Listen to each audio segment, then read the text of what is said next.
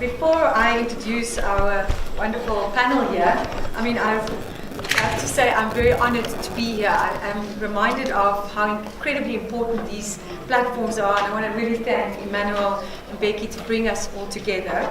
It has been so informative.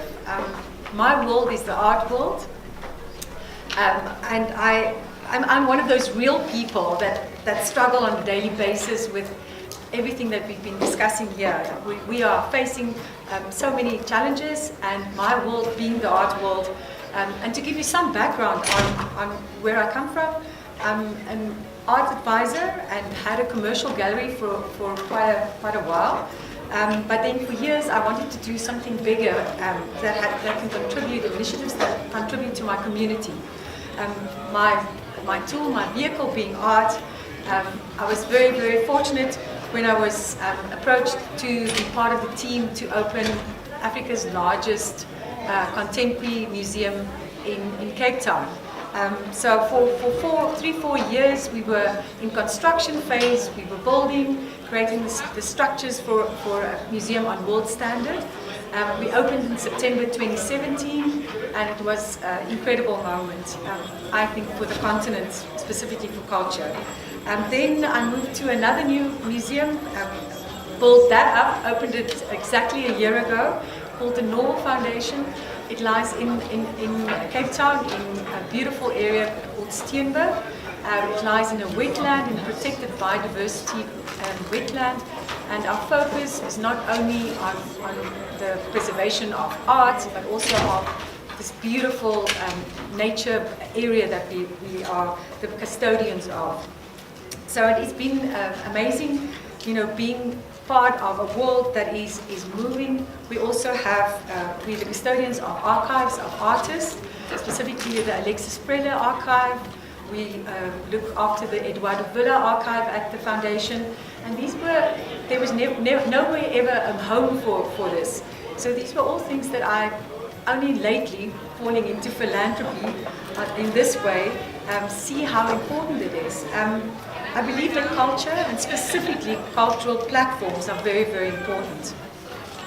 I believe that the protection of our heritage has an influence far beyond our time and our shores. Celebrating what makes us unique and what tells our stories, and yesterday we heard so much about telling our own stories in our own voices. It is the phenomenon that Africa is really the world's hotbed of megafauna.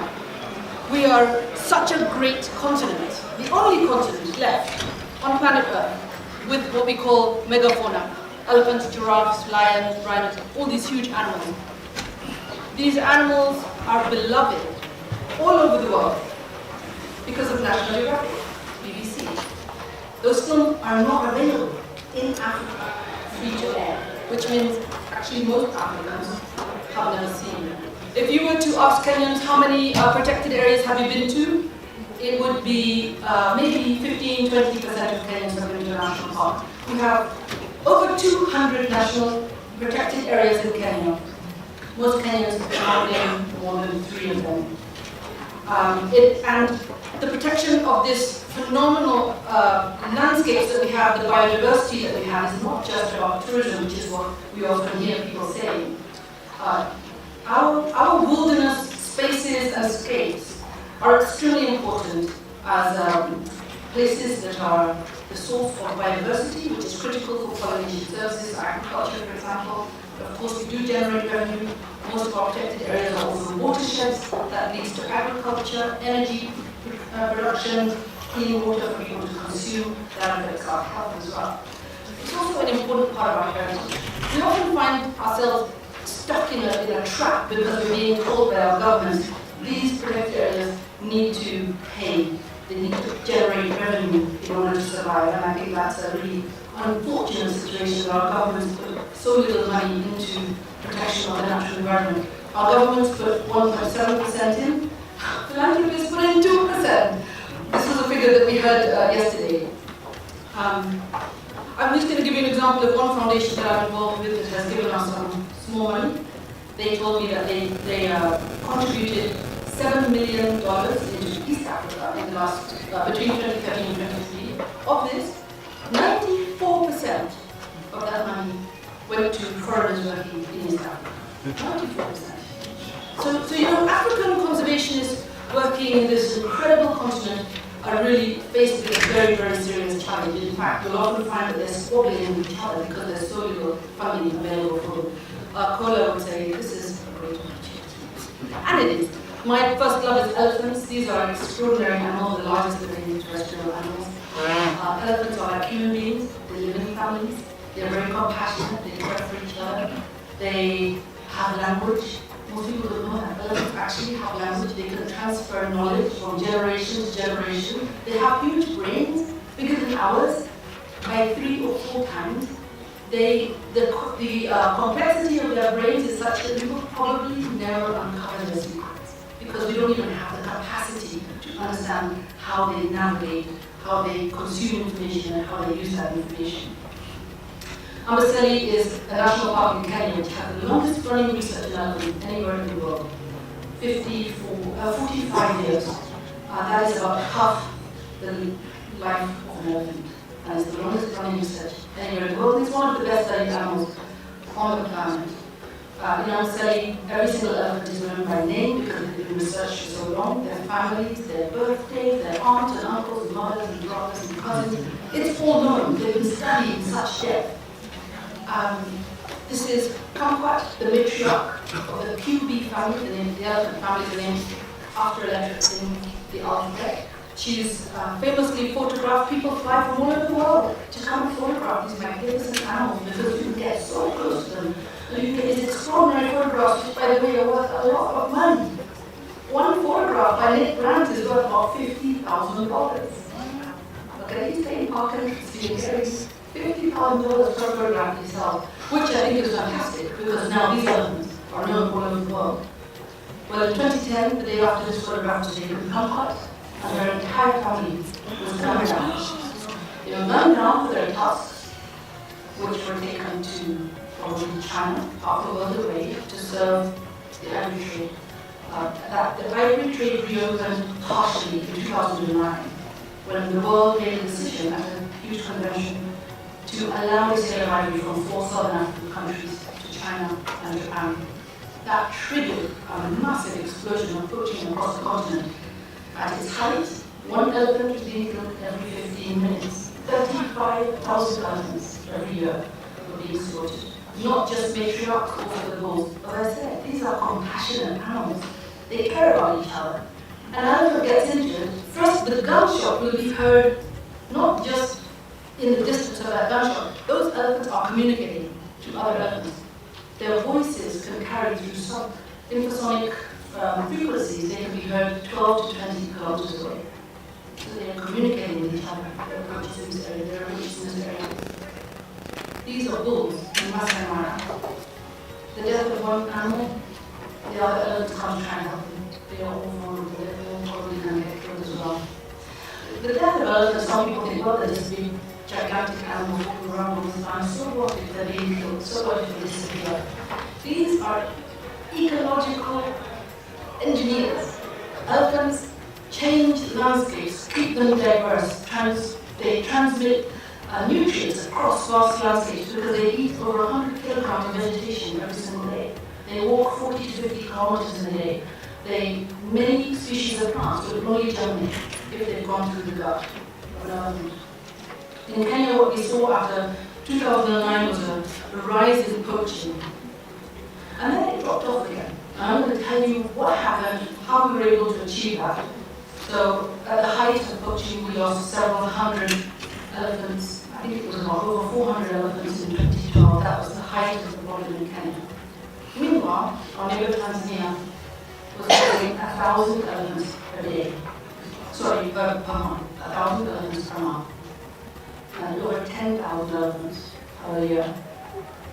We basically, as conservationists in Kenya, I'm a PhD, so I study elephants, I love elephants, but it's very hard to love an animal and research it just for the joy of doing research. They are fascinating animals, but we had to do something about this crisis. we launched a campaign called Hands Off Our Elephants. We declared that they were ours as Africans and we are going to defend them. I'm sure you all know, you've watched Nigeria, you've watched BBC. I bet you've never seen an African narrator or host or any of those shows talking about our African animals. So we decided we're going to take back this narrative, they're our elephants, and we're going to challenge our own government because they're our elephants. So we went out to figure out what is happening to our elephants. Why is Kenya such a safe haven for poachers and traffickers of ivory? And what can we do to turn it around? We went into the courtrooms. Most conservationists raise money globally saying elephants are dying, let's raise money, let's get more boots on the ground, more guns, more rangers, more vehicles. We didn't. We went into the courtroom to find out what is really happening when poachers get arrested, what happens in the courtroom. We went into the registries, we put cameras in the courts, and we monitored the trials and analyzed all that information. I hired a bunch of lawyers from Kenya School of Law to do this for me. They went out and looked at how poachers or traffickers were actually doing their business. And we produced a report. We found that although over 2,000 people were being arrested every year, only 743 cases were actually in the court report, and 70% of the case files were missing or lost. 70%. Actually, what's interesting is when we took this to the Chief Justice, he started laughing. He said, that's normal in Kenya. That's normal, any kind of crime. So this is corruption. This is a case of corruption. This is what we were dealing with. We decided that we weren't going to accept that. We went straight to the newsrooms. We were put on, on the floor together with the wildlife authority who was saying, you guys are exaggerating. So we were made to debate this publicly on national television. And we went and enlisted our own Kenyan celebrities. Juliani, a Kenyan hip-hop artist from the slums of Nairobi, we got him out to speak out for elephants, for Kenya. We got Kenyan corporates to partner with us and share the information and join the campaign. But the most important campaigner for us was Kenya's First Lady, Margaret Kenyatta, who agreed to be the patron of our campaign. So she joined us, she penned letters in the press, she went on television, she engaged First Ladies from across Africa. She's the first lady in the world to take on a wildlife campaign. We went into schools, spoke to children, we went to communities, got them engaged in this issue, and then we declared a national disaster because the government wasn't acting fast enough. And what I'm trying to show you is that, as people, as some of us are scientists, some of us are lawyers, some of us are just activists, we are able to move things very quickly.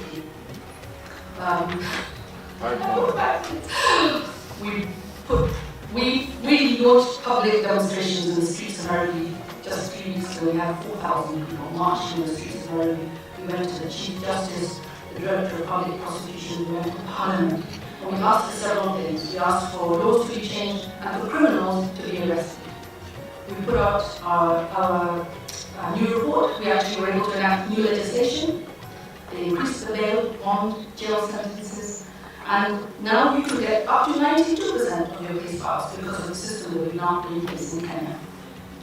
The biggest ivory kingpin was jailed for 20 years, and then we went out to train magistrates, frontline prosecutors, people who are at the, dealing with the cases themselves, the crime scenes, and communities. We went and trained communities about new laws and their rights and responsibilities.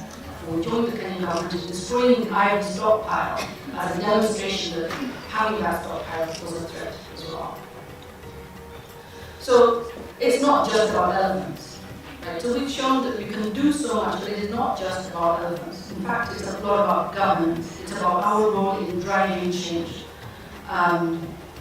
This ivory kingdom was released after 3 years.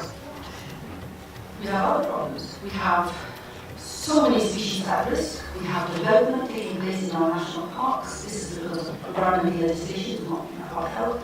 We have human-wildlife conflict that is hurting poor people the most. We have children who are learning about wildlife when it's being killed on their doorstep. And then we have these phenomenal heroes like Richard Durera, an inventor whose invention of flashing lights helped save his father's livestock. He got into the TED stage. He got a scholarship at the top school in Kenya. Now he's in Kigali at the ALU. Our goal is to connect people to wildlife so that they will value it and act to save it. And we've done this by taking our campaigns onto television because we want to have our own stories told. So I'm very, very delighted that I can be here this morning to give a presentation. To first talk about myself, as already indicated, my name is Agyiri, Wellington. I don't want to remember Henry, but I remember Agyiri. But Henry Wellington sounds too European. So my name is very European, but I'm Ghanaian, born and bred in Ghana. And I have a very unique history. You can see from the color of my hair that I'm a recycled scholar. I recycled once. I did my initial academic work at the Kwame University of Science and Technology for 30 years. I was teaching architecture and urban design. And eventually I got to university administration for 4 years when I acted as Pro-Vice Chancellor to support the then Vice Chancellor, and then Trump became Director of Quality Assurance and Planning. But whilst I was doing all this, I was engaged in very serious research because when I was in full-time teaching, I wasn't having enough time to do what I normally like to do, research. But when I became an administrator, when I got to know the lines, I began to have more time to research. And I went to very serious research in heritage, especially related to the built environment and the life of families. Now, as a result of the research work I was doing in heritage, UNESCO got to know about me, and I was given a number of research contracts to work on heritage issues in Ghana and West Africa, especially Togo. Through that, I built quite an extensive experience, which has been of great benefit to me as a person. I completed my teaching at the University of Ghana last semester, and then whilst I was thinking of doing something new to do my third recycling, I was approached by the Ghana Museums and Ruins Board and the UNESCO in Ghana to take up the responsibility to oversee the restoration of one of the European fortifications in Ghana, namely Fort Amsterdam. So I'm currently involved in the restoration of one of the very first fortifications built by first the British and then the Dutch seized it by force, and eventually the British regained it.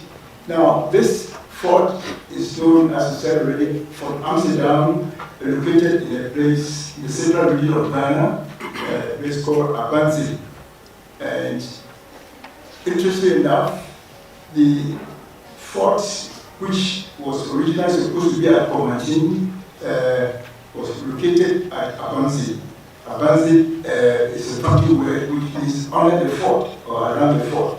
It happened that the original place which was Komatin, where the fort was going to be built, was not very much, the local people were not in agreement with it. So eventually the fort was built at Agyiri, and that began to create a settlement around it. Now, interesting enough, although the fort was known as Fort Amsterdam, the literature which was known as, or became the so-called Fort Komatin, and the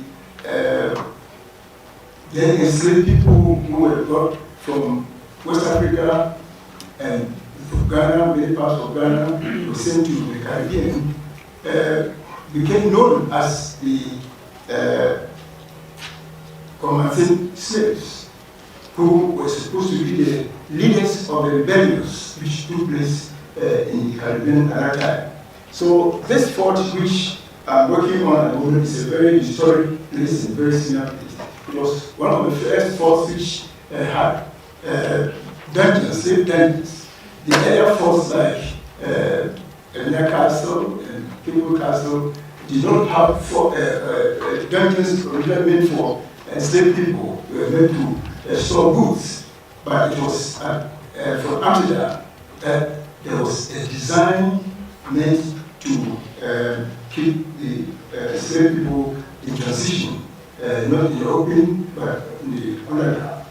Now, this is a slide showing a team of the Europeans who are involved in financing the restoration of Amsterdam.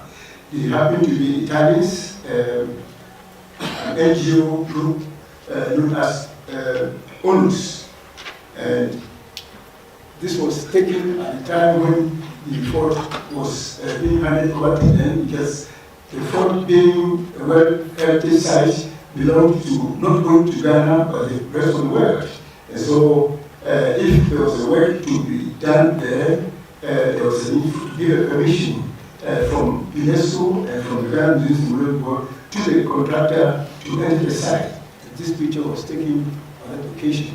The long one shows the people who witnessed the handing over of the site to the contractor. And you can see me sitting in the middle because I was supposed to be in charge of the whole restoration program.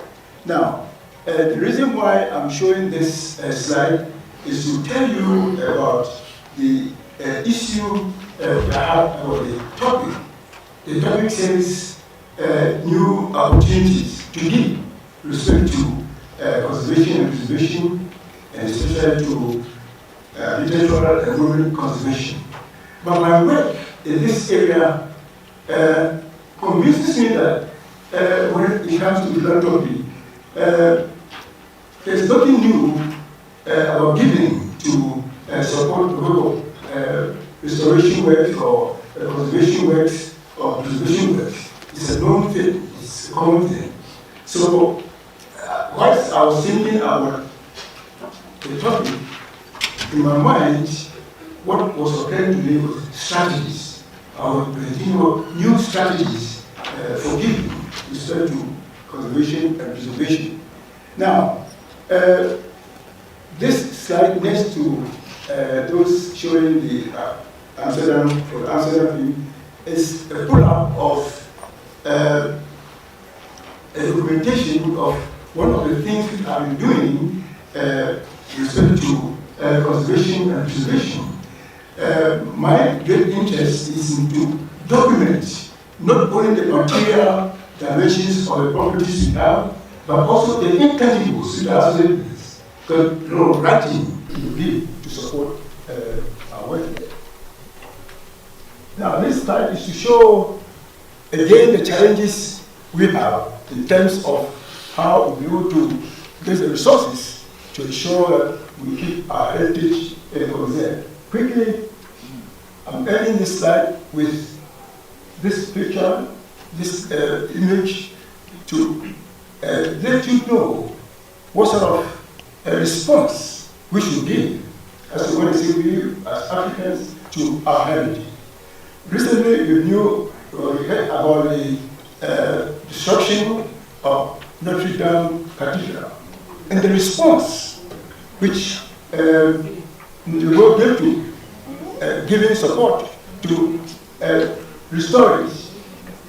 I'm wondering what lessons we have to derive from the response for us as Africans. Do we have to wait until our heritage, our material is destroyed by fire before we come to this end? No. We should be able to respond to the challenges of making sure that we keep our heritage, our material heritage intact. Now, so I said there's a need for us to create a provident fund to be able to create the resources by which we'll be able to address the need of conservation of our heritage. Thank you very much.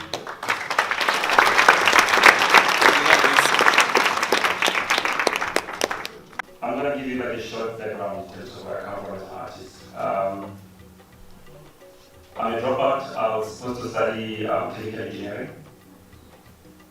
I think on my third month, I realized that was not something that was actually for me. And I switched to enroll in a community college, artist school studio, which is actually in downtown Johannesburg. Education is pretty much one of the most important elements. And as a young artist, one of the challenges that I actually had, and which you actually see as part of my slide later on as well, was that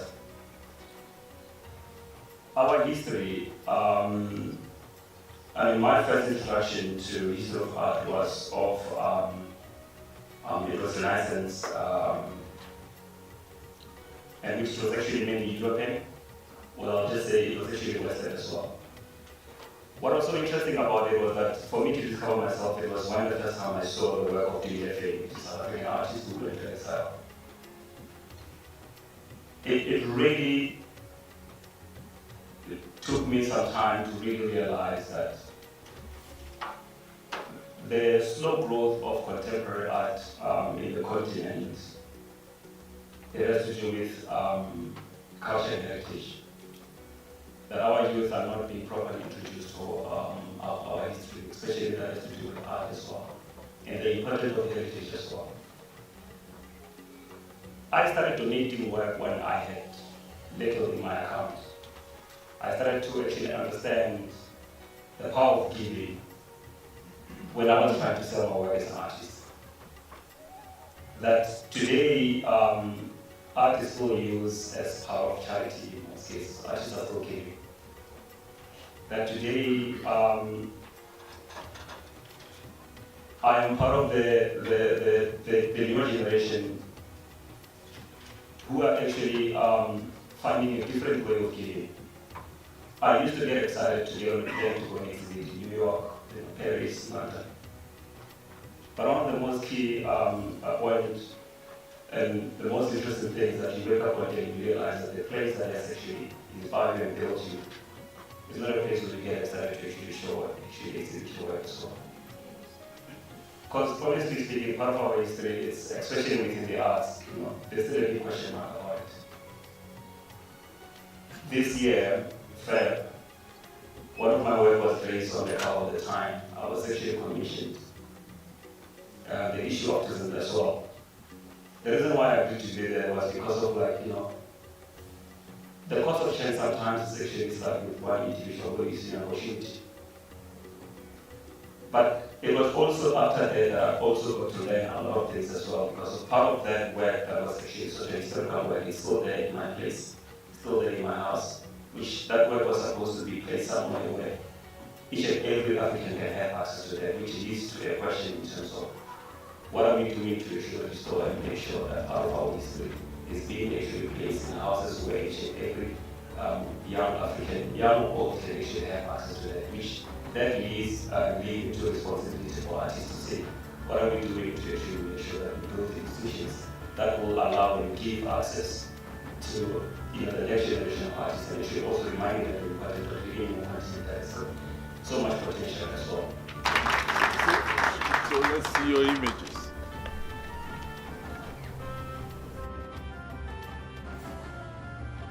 This is the image that was on the cover of the Time.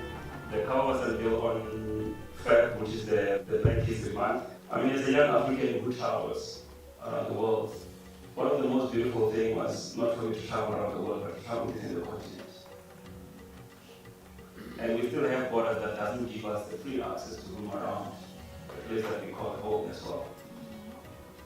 That as an artist, it's always a shame whenever you go out and you get to actually see and explore others, but you don't actually get to explore your own as well.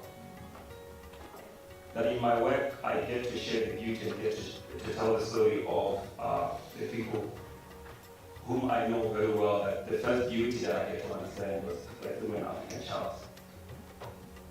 That is only within the southern region that I actually get to document. That I really make it part of my mission that my next exhibition will be to actually explore the whole continent and actually come back to present this what I actually experienced as well.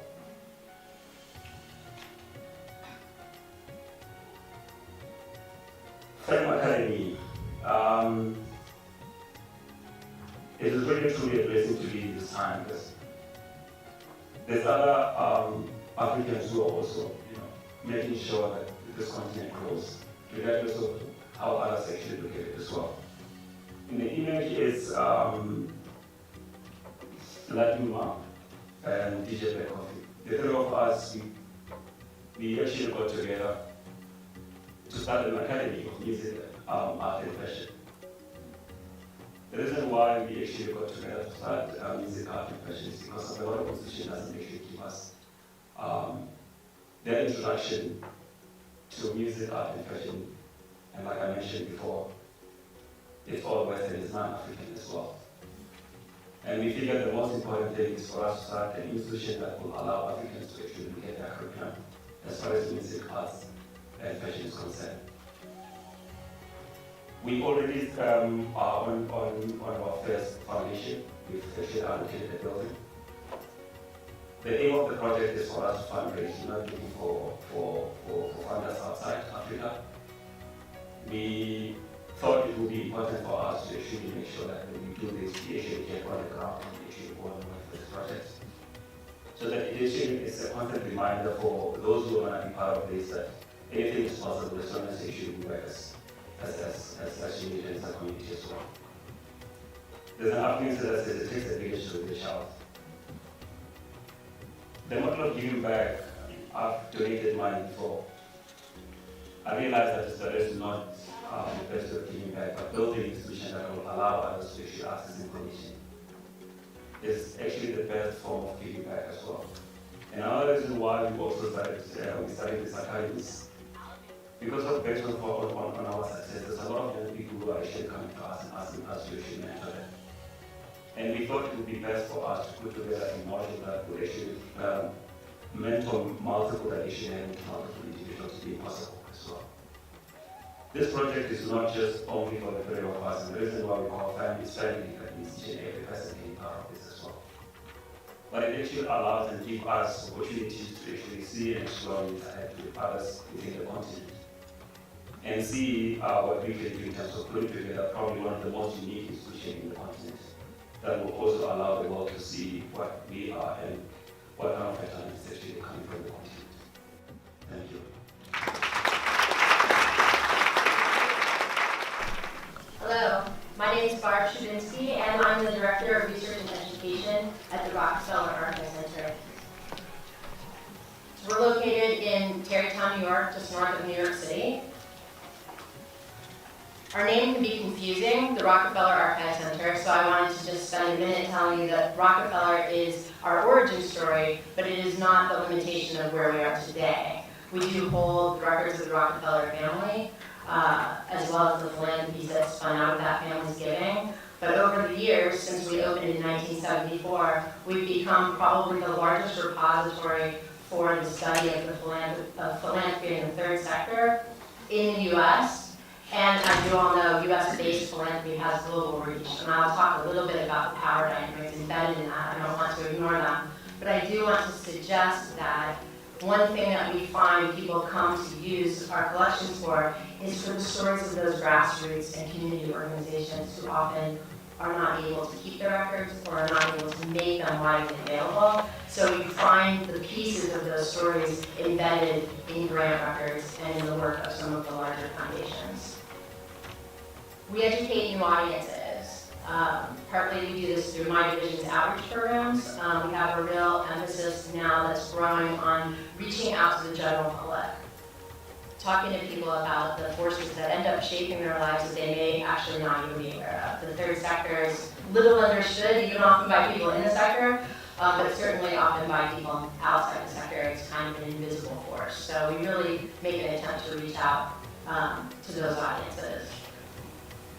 So how does it work? We get about 400 visitors from 25 different countries at the center nationally, annually.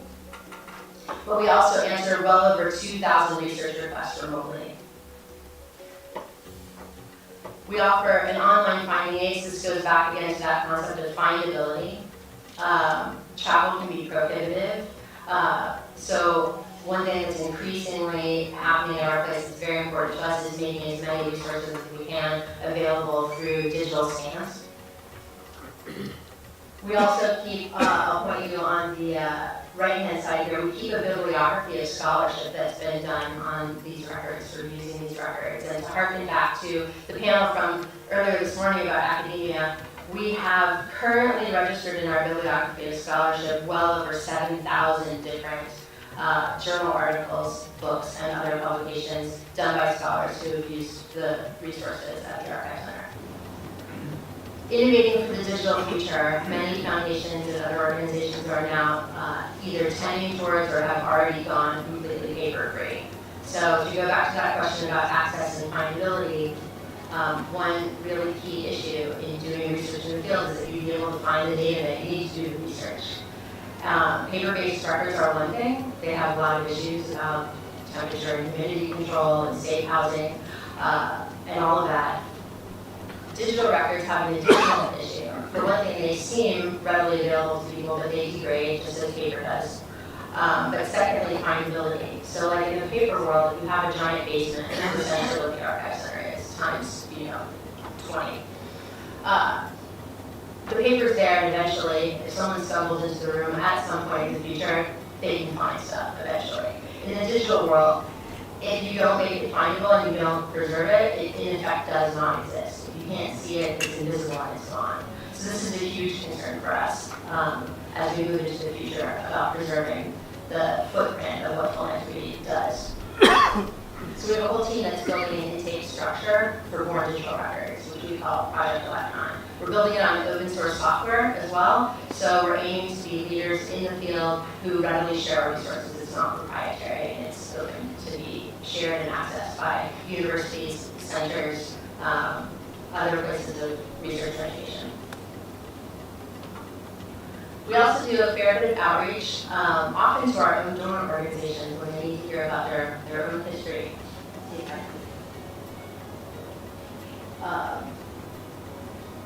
This is actually a location in our vaults. That's a website that we built for the general public to use that does like a little bit of an introduction to Rockefeller Foundation history. We've been able to work with some of our key donor institutions to try to communicate their histories more accessibly on the web. I don't know how to play this little the middle part. So just to sort of do an overview of the types of materials that we hold in our vaults, because I think the types of materials offer a lot of insight into how those materials can be used. Foundation annual reports are a big source of information for people doing research on the sector. I always caution people that Foundation annual reports are a performative act. So it's not that they're untrue, but they're not the whole truth, and they need to be taken as a public-facing statement about what foundations think that they do, or want to say that they do. So they're just really the tip of the iceberg. So foundation planning and policy documents become very important towards getting into the mindset of program design, strategy, and mission.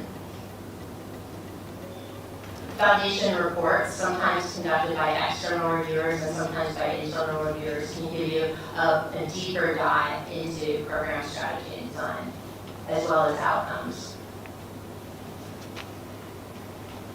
Grant files. The other thing I like to say is grant making is also only the tip of the iceberg as far as what foundations actually do. Time and time again, even when in the sector, I go to these sort of gatherings where people try to track grant making. And I keep thinking, well, it's important to chase the data about the dollars, but that's really only one facet of how foundations interact with communities. So I'm always a little, again, kind of grain of salt about grant making records. It's a place to start, but it's not always the full measure of the sort of convenings and conversation buildings and sort of uses of money and power that affect communities on their own.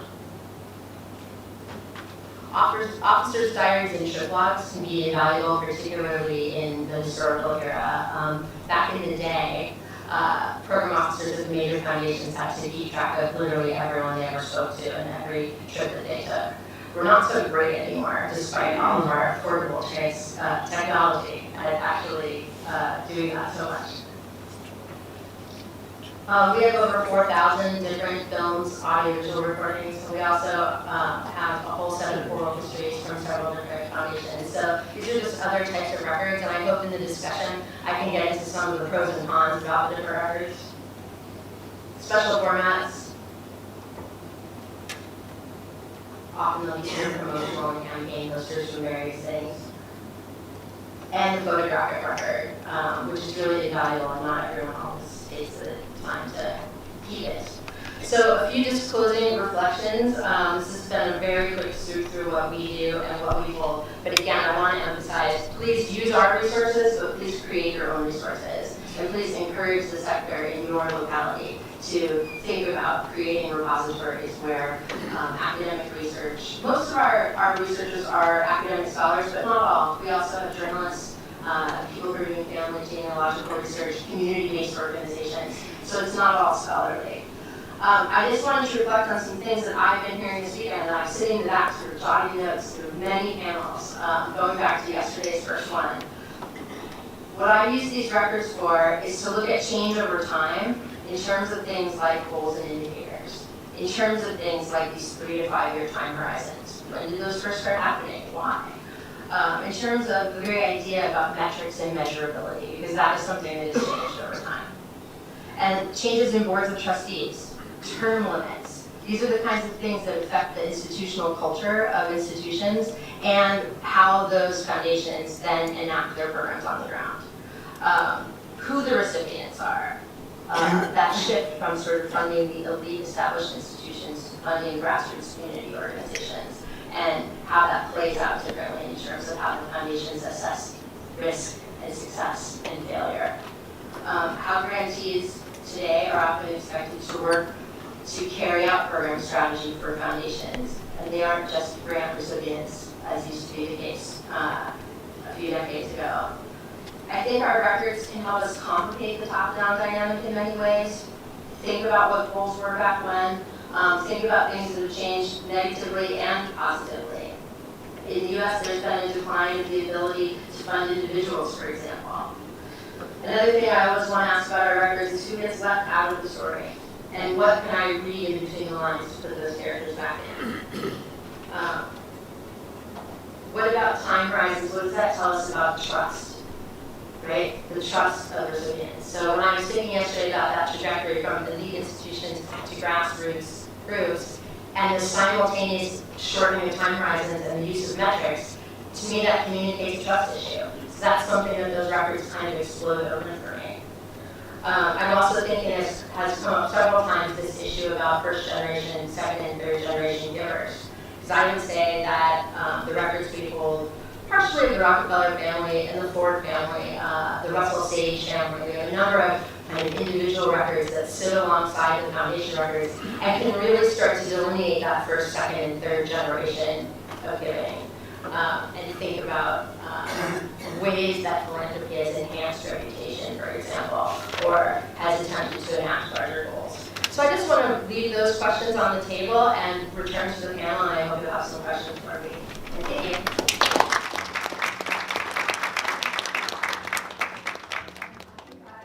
Well, sometimes I see that some of our patrons or collectors believe when they buy work from an artist that they actually support the artist. They don't actually understand that they're actually investing, they're getting a piece, but they believe. So there's so many things, and a platform like this makes us just so much more aware. I mean, I loved what Imo had said earlier on about all these incredible scholars and academic research that you've done, and the way that you have to try and get that to us, because we on a daily basis are trying to create accessible platforms and to reach people.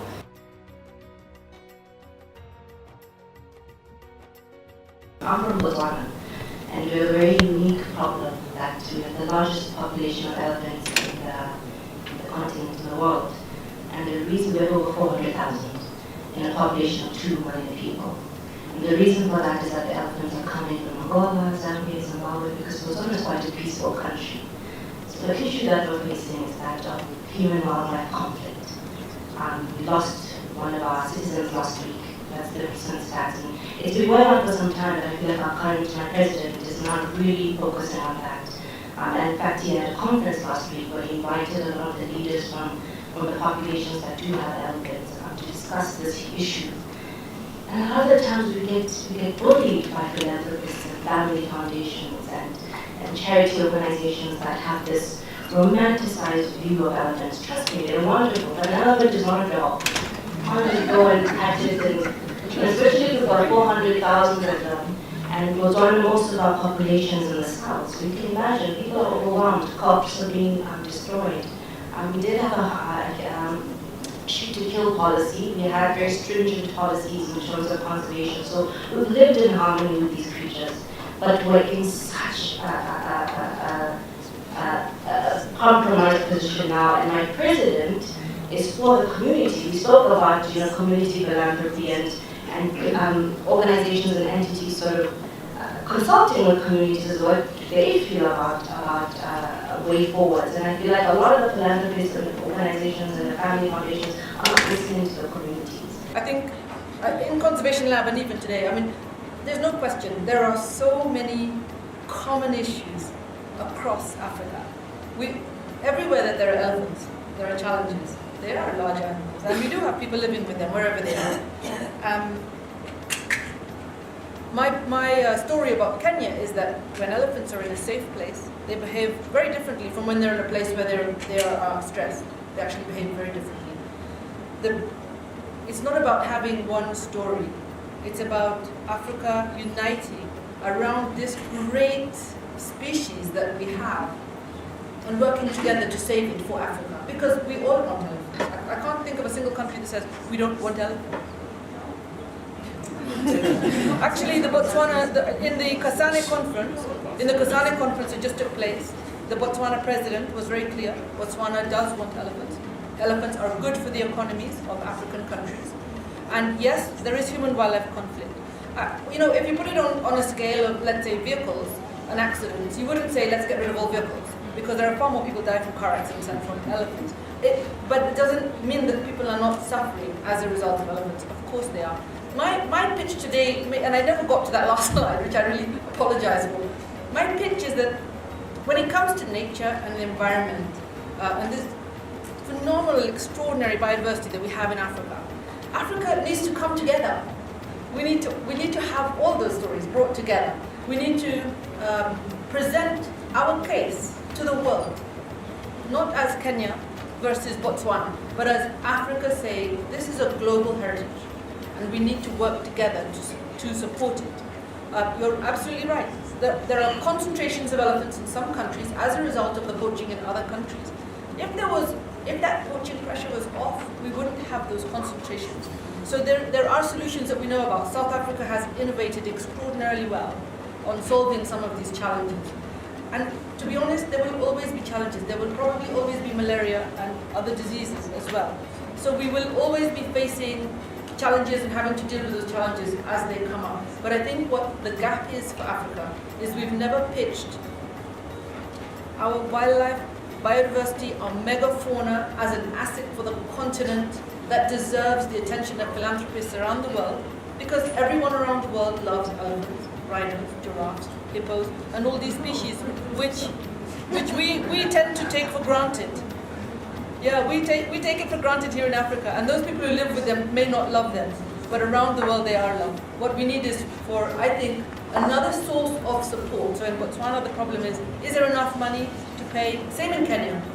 There was a human-wildlife conflict conference yesterday in Nairobi, and the same thing came up. These poor communities, they're losing their children, they're losing their property, they're losing their crops. The government can't afford to pay compensation.